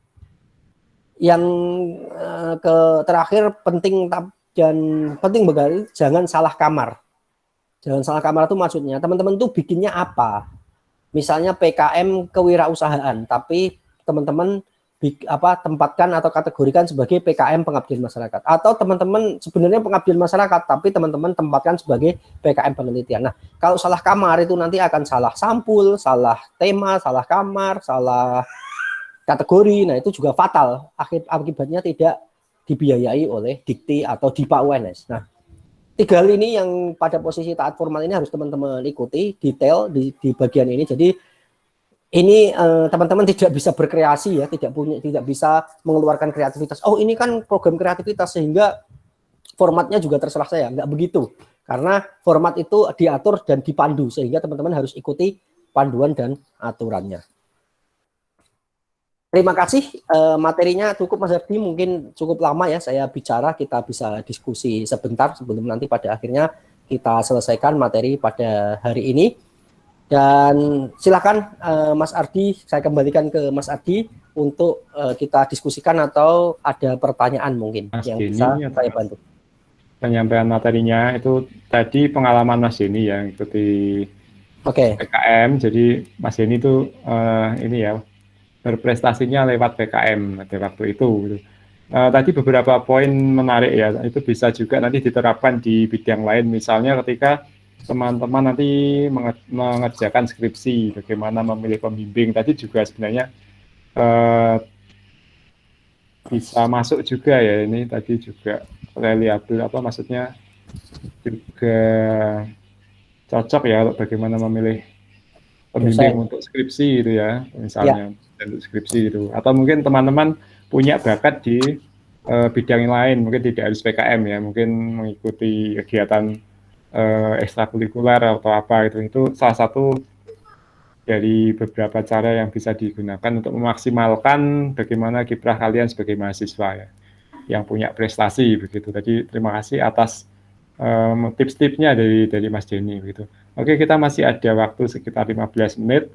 Selanjutnya saya beri kesempatan kepada teman-teman peserta, terutama mahasiswa atau mungkin dari alumni juga boleh ya.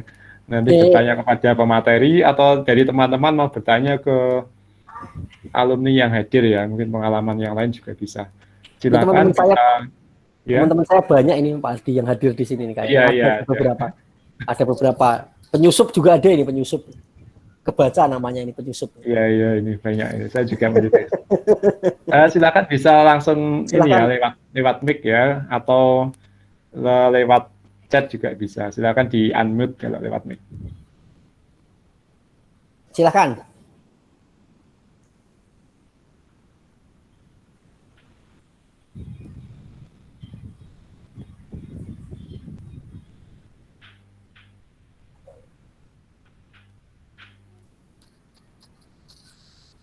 Belum ada ini.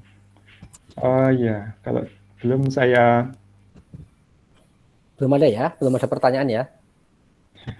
Iya, ya saya mungkin ini ya bertanya ke Mas Denny, kalau biasanya kalau kegiatan seperti ini mungkin apa ya istilahnya manfaat yang diperoleh ya dari kegiatan ini untuk mendukung mungkin karir Mas Denny bagaimana? Ya, jadi seperti yang saya sampaikan pada bab pencapaian tadi, yang konsep diri, achievement tadi, ini prestasi-prestasi seperti ini itu bisa diceritakan pada saat kita menulis kurikulum vitae, Mas Ardi. Jadi kita kan sebagai nanti tenaga yang siap bekerja atau siap berwirausaha, mungkin kan tetap perlu membuat kurikulum vitae. Nah, kurikulum vitae kita itu akan menarik sebagai fresh graduate, karena konteksnya kan setelah lulus kan pasti bacaannya fresh graduate. Kecuali kalau sudah profesional seperti saya, nanti kategorinya professional hired ya, professional hire. Tapi kalau teman-teman nanti kan statusnya fresh graduate, sehingga apa yang teman-teman jual sebagai fresh graduate itu gitu, tentu saja prestasi selama kuliah. Karena kalau teman-teman pengalaman kerja kan nggak bisa dijual, karena pasti kayak saya misalnya, pengalaman kerja tentor fisika di Primagama dan Smartgama. Apa relevansinya dengan dunia usaha yang saya apply di perbankan? Nggak ada relevansinya, sehingga itu tidak menarik untuk diceritakan. Yang menarik itu justru di bagian prestasi gitu, untuk diceritakan kepada rekruter. Nah, hal itu sudah terbukti dan secara empiris ya, saya yang mengalami sudah membuktikan bahwa memang berguna gitu ketika saya menceritakan kepada rekruter tentang pengalaman saya selama masa kuliah itu. Saya menyusun PKM, saya sebagai aktivis, kemudian saya kuliah sambil bekerja dan sebagainya, itu membantu saya untuk bisa mengeksplor apa yang bisa saya ceritakan tentang diri saya kepada rekruter. Karena pertanyaan rekruter itu simpel, Mas Ardi. Mas, pada saat kamu kuliah apa saja yang kamu lakukan? Gitu. Pertanyaan rekruter itu tuh umumnya. Tapi kalau pertanyaan pada saat itu terus dijawab saya kuliah kayak gini-gini. Tapi kalau tuh orang yang tidak pernah organisasi nggak akan bisa bercerita banyak. Tapi kalau orang yang memang punya segudang pengalaman dan aktivitas selama masa kuliahnya, ya pasti akan bisa mengelaborasi pertanyaan yang simpel itu gitu. Sehingga kita, ini orang dari sisi pengalaman sudah ada sebenarnya gitu. Jadi rekruter itu membayangkan pengalaman kita itu dari cerita kita gitu, dari metode kita bercerita. Nah, kalau kita berprestasi kan ada bahan buat bercerita. Terus nanti apa sih Mas PKM itu? Nah, itu waktu itu saya ditanya begitu. Jadi PKM itu gini Pak, jadi di mahasiswa ada program ini yang diadakan oleh Dikti bla bla bla bla bla. Nah, itu bisa diceritakan karena itu akan memancing obrolan dengan rekruter menjadi lebih menarik, karena mungkin bagi rekruter apa yang kita ceritakan itu sesuatu yang baru. Ternyata setelah digali oleh rekruter menarik juga gitu. Itu sih paling Mas Hardi manfaatnya. Dan tentu manfaatnya secara soft skill ya Mas Hardi. Karena di dunia kerja itu soft skill sangat diperlukan dan sangat dibutuhkan. Banyak sekali soft skill yang di bangku kuliah itu tidak kita dapat, tapi di dunia kerja itu ternyata sangat berguna. Ya, contohnya seperti itu. Iya, menarik sekali ya. Terima kasih Mas Denny, itu pengalamannya Mas Denny mengikuti tadi rekrutmen, terus kemudian dari apa itu prestasi yang diperoleh itu ternyata memang ya bermanfaat, terutama dari segi soft skill, kemudian memancing keingintahuan interview ya. Ya, Silakan ada pertanyaan mungkin dari peserta. pesertanya malu-malu ya ini ya kayaknya ya, pada malu-malu. Malu-malu kucing, apa malu-maluin. Ada nggak sih ini sebenarnya pesertanya, ada nggak ya? Jangan-jangan ini, karena kan jarang yang pakai video juga ini. Jangan-jangan nggak nongol. Ini saya pesertanya Pak Denny. Ya, silahkan tanya. Wah, ini challenging ini pertanyaannya dari Angkasa Pura soalnya, yang nanya lewat pesawat.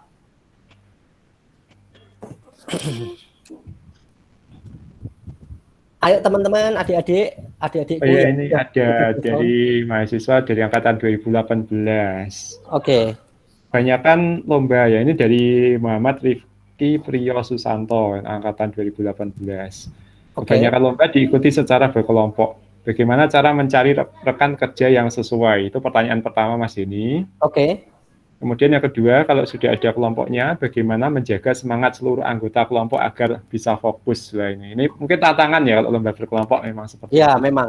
Kalau sifatnya berkelompok memang tantangan sekali. Ini pertanyaannya menarik ini, Mas Rifki, pasti ya panggilannya Rifki ya. Mas Rifki, angkatan 2018, menarik sekali pertanyaannya. Bagaimana cara mencari rekan kerja yang sesuai? Jadi tips triknya, jadi tadi untuk case PKM, tips triknya sudah saya share ya di rekrutmen anggota tadi ya. Jadi nanti mungkin kalau tadi pas Mas Rifki tidak join atau belum join atau ketinggalan atau sinyalnya lagi jelek, nanti Mas Ardi akan share YouTube-nya ya untuk mengulang. Jadi saya kasih gambaran lagi bahwa rekrut anggota itu sesuai dengan kebutuhan kita. Kebutuhan kita nanti apa, misalnya pembagian tugas, terus untuk realisasi PKM-nya, kemudian untuk pekerjaan-pekerjaan selanjutnya. Nah, berdasarkan itu harus sorry, ini saya dapat telepon nih, saya tutup dulu. Jadi begitu ya. Ininya tips triknya tadi sudah sempat saya sampaikan di ini. Saya share lagi dulu. Mas Adi sebentar. Oh, iya. Present, kemudian share di sini.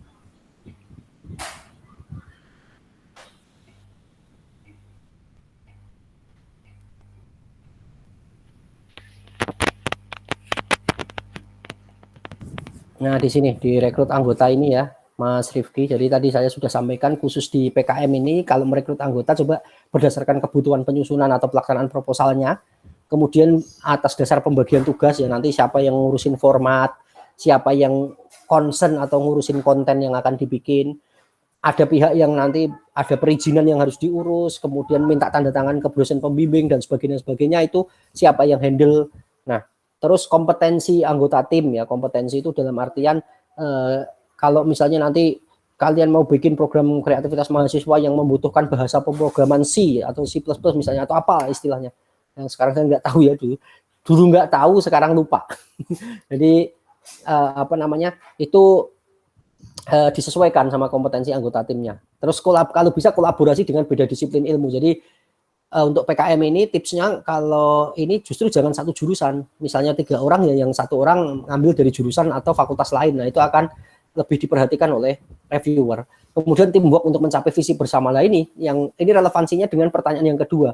Jadi Mas Rifki itu nyari teman atau nyari tim itu yang sevisi dulu dengan Mas Rifki, bahwa sama-sama pengen PKM-nya didanai, satu visi. Sama-sama PKM didanai dan lolos PIMNAS, itu satu visi. Nah, ini 2 hal ini harus dipegang secara kuat, itu sebagai acuan tadi, sebagai konsep diri tadi, sebagai diri ideal tadi, bahwa idealnya sebagai mahasiswa itu lolos PKM sampai PIMNAS. Itu dipegang. Nah, visi besar itu selalu buat encouragement atau memotivasi kita semua supaya tetap kejaga giroh atau semangatnya, semangat juangnya biar tetap terjaga gitu. Jadi ini yang relevansi jawaban atas pertanyaannya Mas Rifki adalah di slide jurus kedua ini, rekrut anggota tim PKM ini. Kira-kira seperti itu. Kembalikan ke Mas Ardi. Iya, sudah terjawab Mas Rifki? Ya, terima kasih tadi atas pertanyaannya. Oke, makasih Mas Rifki Priyo Susanto ya. Muhammad Rifki Priyo Susanto sudah berkenan diskusi dengan kita. Silahkan mahasiswa lain. Masih ada sekitar 5 menit untuk mungkin satu pertanyaan lagi ya dari teman-teman peserta.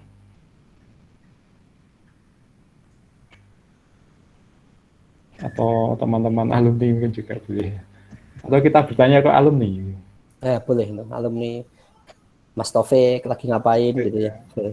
Kalau Mas Taufik, bagaimana ini ya pengalamannya ketika mengikuti interview mungkin ya, dari apa yang sudah diperoleh selama kuliah. Nah ini Mas Taufik ini adalah salah satu ketua Himaster dulu juga ya. Iya, kalau pengen sukses kayak Mas Taufik, celananya harus sobek dulu pas interview.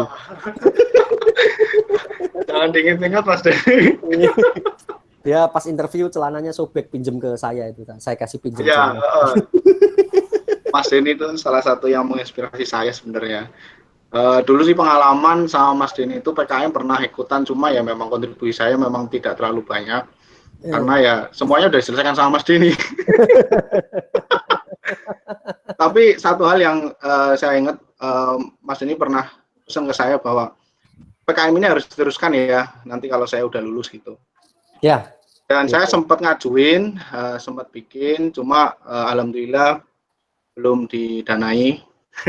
Oke. Tapi itu jadi motivasi saya Mas Denny karena betul. Ternyata dunia setelah saya kerja juga bermanfaat penyusunan PKM ini, karena kalau dari teman-teman IT yang ingin berkarir di BUMN, bahwasanya di dunia BUMN itu setiap tahun kita mengadakan inovasi di masing-masing, hampir semua BUMN setahu saya sih, tapi kalau di Angkasa Pura setiap tahun pasti ada inovasi.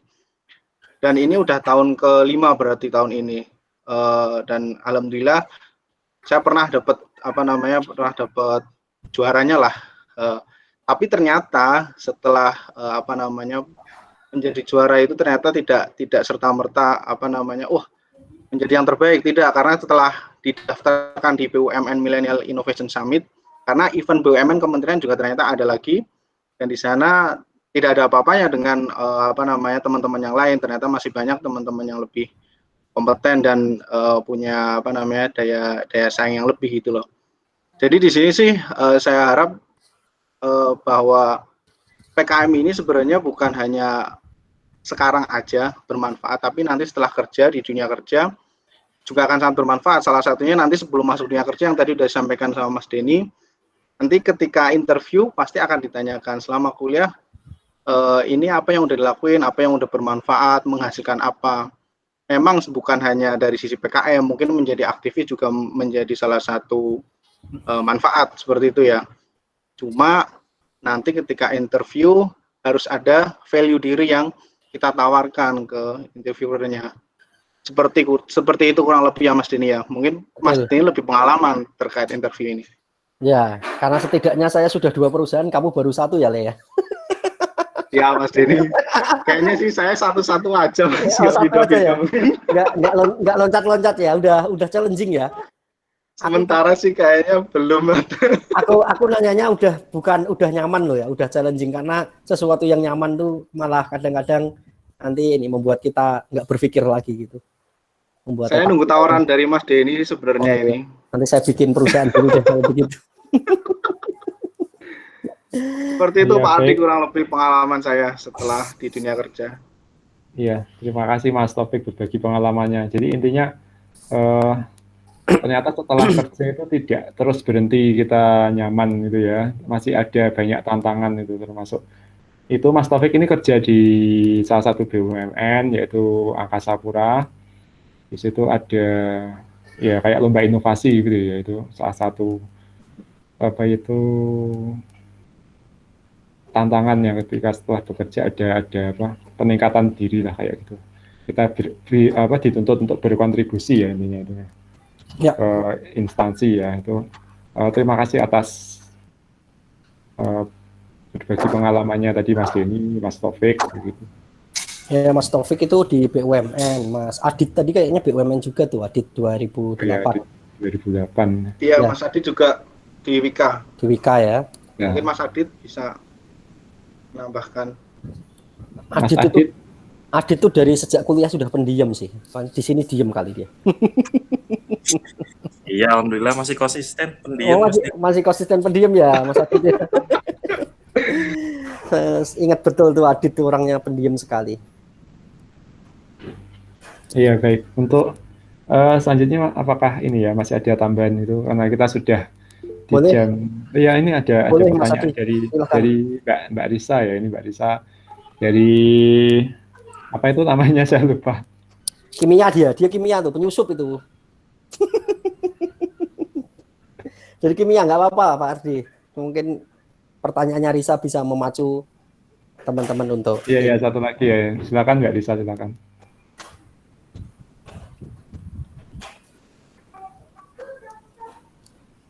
Pertanyaannya silakan Mbak Risa. dan pertanyaannya Mbak Risa masih boleh nanya enggak gitu ya, jawab masih kan. Ternyata pertanyaannya berhenti di enggak ding, enggak.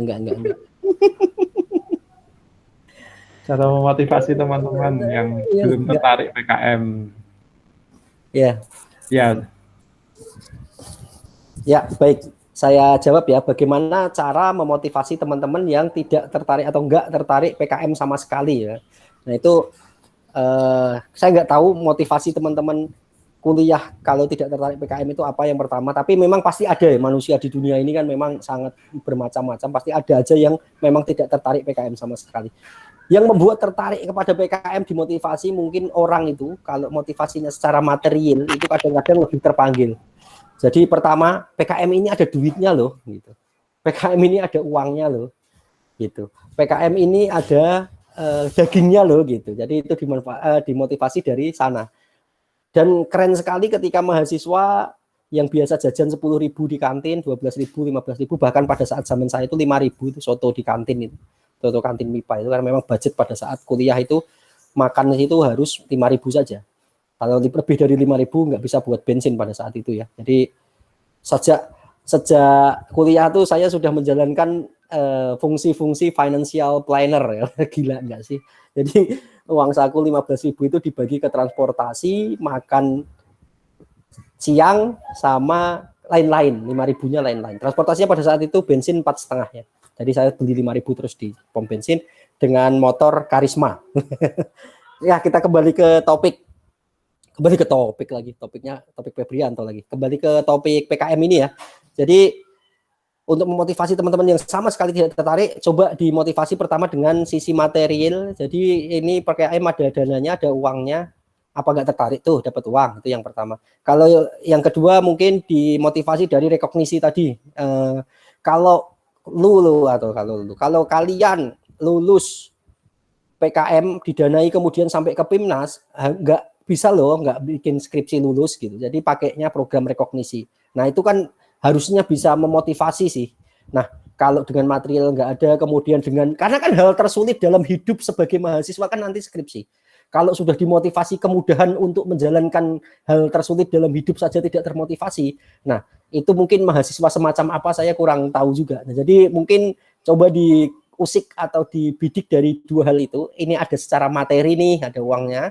Yang kedua dimotivasi dari rekognisi itu tadi, karena sesuatu hal yang paling sulit dibayangkan oleh mahasiswa itu nanti untuk lolos menyusun skripsi. Nah kalau bisa lolos PKM kemudian sampai ke PIMNAS kan nggak harus nyusun skripsi.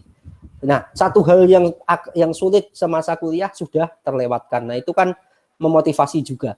Kemudian yang ketiga pengalaman ya, seperti yang saya sampaikan bahwa pengalaman lolos PKM itu bisa diceritakan dan bisa dijadikan bahan untuk mengeksplorasi pada saat kita di interview atau menghadapi dunia kerja.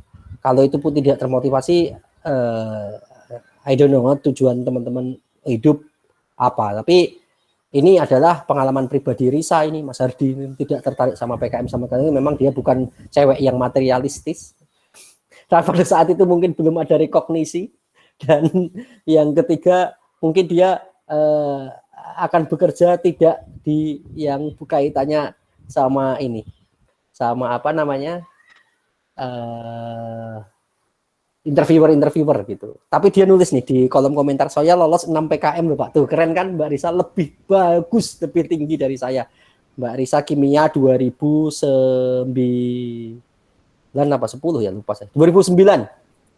Risa Umami Nur Kalimah, namanya ingat sekali karena dia staf saya di KIL BEM.